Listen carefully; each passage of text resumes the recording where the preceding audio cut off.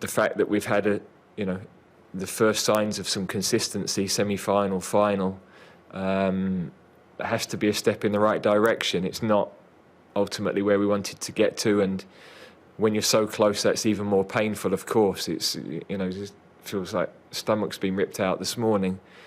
But I know when my logical brain comes back to life in a few days that is the process we have to go through, and we've got to keep continuing that. And England have to keep that track going.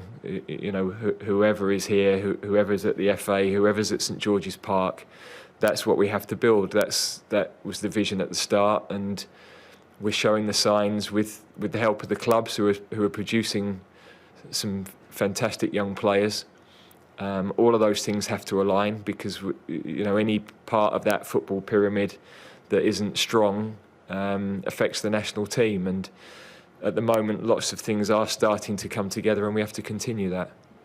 We can only set the example that we believe we should, and represent the country in the way that we feel you should when you're representing England. And everybody has to remember, when they support the team, that they also represent England and should represent what we stand for. So I think the players have done that brilliantly, and we can only continue to try to affect the things that we can, but we have, I think, had a positive effect on lots of areas of society, but we can't affect everything. Other people have responsibilities in those areas, and we've all got to work collectively to constantly improve those things. Well, I'm just reading your breaking news. It says the PM condemns racist abuse of England players. Is that the same Prime Minister that a few weeks ago, Gareth Southgate and the players a few weeks ago, about 5 days on the trot, told us that they were taking the knee to promote equality and it was against racism. The Prime Minister said that it was okay for the population of this country to boo those players who were trying to promote equality and defend against racism. It starts at the very top. And so for me, I wasn't surprised in the slightest that I woke up this morning to those headlines. I expected it the minute that the three players that missed.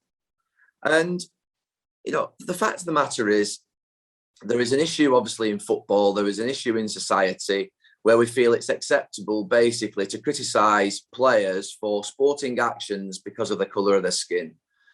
But I have to say, accepting and validating that players who take the knee, like I was saying, were promoting equality, inclusion, and defending against racism, is coming from the very top. And that, you know full well that if your parents do something, your children will follow.